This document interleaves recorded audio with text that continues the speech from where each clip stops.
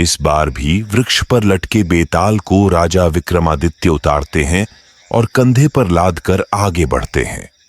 बेताल हर बार की तरह राजा विक्रमादित्य को फिर से एक कहानी सुनाता है। बेताल कहता है, एक बार की बात है, चित्रकूट नगर में एक चंद्रवलोक नाम का राजा राज करता था। उसे शिकार करने का बहुत शौक था। एक बार वो जंगल में शिकार करने निकला। वहां घूमते घूमते वो रास्ता भटक गया। थककर वो एक वृक्ष के नीचे आराम करने लगा। आराम करते हुए उसने एक खूबसूरत कन्या को देखा। उसकी खूबसूरती राजा की आंखों में बस गई। उस कन्या ने फूलों के गहने पहने हुए थे। राजा उस कन्या के पास पहुंचा। वो कन्या भी राजा को देखकर बहुत खुश हुई। इतने में उस कन्या की सहेली ने राजा से कहा कि यह ब्राह्मण की बेटी है। उसकी सहेली की बात सुनकर राजा खुद ही ब्राह्मण के पास गए। उन्होंने ब्राह्मण को प्रणाम किया। ब्राह्मण ने राजा से पूछा, राजा, आप यहां कैसे? राजा ने कहा, मैं यहां शिकार खेलने आया था। राजा की बात सुन ब्राह्मण ने कहा, बेटा, तुम क्यों मासूम जीवों को मारकर पाप के भागी बन रहे हो? ब्राह्मण की बात का राजा पर बहुत असर हुआ। राजा ने कहा, मुझे आपकी बात समझ आ गई है। अब मैं कभी शिकार नहीं करूंगा। राजा की बात सुनकर ब्राह्मण बहुत खुश हुए और बोले, राजा, तुम्हें जो मांगना है मांगो। राजा ने ब्राह्मण की बेटी के साथ शादी करने का प्रस्ताव रखा। ब्राह्मण ने राजा की बात मान ली और बेटी की शादी राजा के साथ कर दी। शादी के बाद राजा अपनी पत्नी को लेकर अपने राज्य की तरफ चला गया। रास्ते में जाते जाते दोनों को एक भयानक राक्षस मिला। वो राक्षस बहुत ही भयानक था। उसने राजा की पत्नी को खाने की धमकी दी। राक्षस ने कहा, अगर अपनी रानी को बचाना चाहते हो तो 7 दिन के अंदर एक ऐसे ब्राह्मण के बेटे की बलि दो जो खुद की मर्जी से अपने आप को समर्पित कर दे और उसकी मौत के वक्त उसके माता पिता उसके हाथ थामे रहे। राजा बहुत भयभीत था और उसी भय से उसने राक्षस की बात मान ली। राजा भयभीत स्थिति में अपने नगर पहुंचा और अपने दीवान को सारी बात बताई।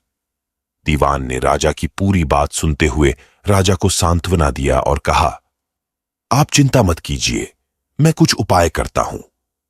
फिर दीवान ने 7 साल के एक बालक की मूर्ति बनवाई और उसे कीमती गहने और वस्त्र पहनाए। उसके बाद दीवान ने उस मूर्ति को गांव और आसपास के नगरों में भी घुमवाया। साथ ही उसने यह भी कहलवाया कि अगर किसी ब्राह्मण का 7 साल का बेटा अपनी मर्जी से अपना बलिदान देगा और बलि के वक्त उसके माता पिता उसका हाथ थामेंगे, उसे यह मूर्ति मिलेगी और साथ ही साथ 100 गांव भी मिलेंगे। यह खबर सुनकर एक ब्राह्मण का बेटा राजी हो गया। उसने अपने माता पिता से कहा, आपको बेटे कई मिल जाएंगे। मेरे बलिदान से राजा का भला हो जाएगा और आप लोगों की गरीबी भी खत्म हो जाएगी।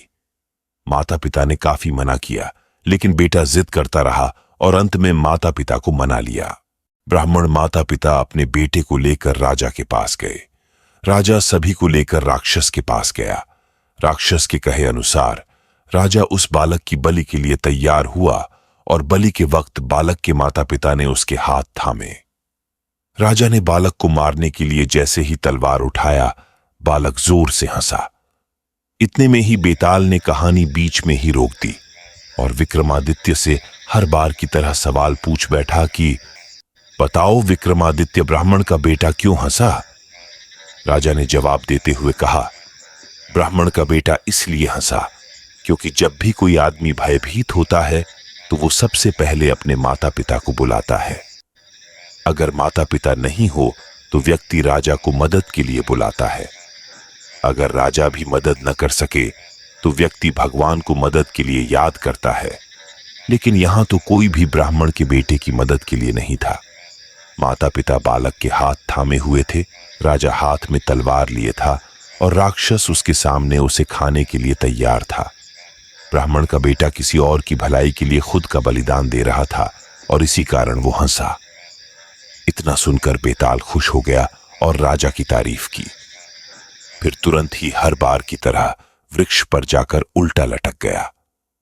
कहानी से सीख, मुसीबत के समय चाहे जितने भी लोग आसपास रहें, लेकिन उसका सामना अकेले ही करना होता है। हम आशा करते हैं कि आपको आज की कहानी पसंद आई होगी। ऐसी ही और कहानियां सुनने के लिए वीडियो को लाइक और शेयर करें और चैनल को सब्सक्राइब करें। मिलते हैं कल की वीडियो में।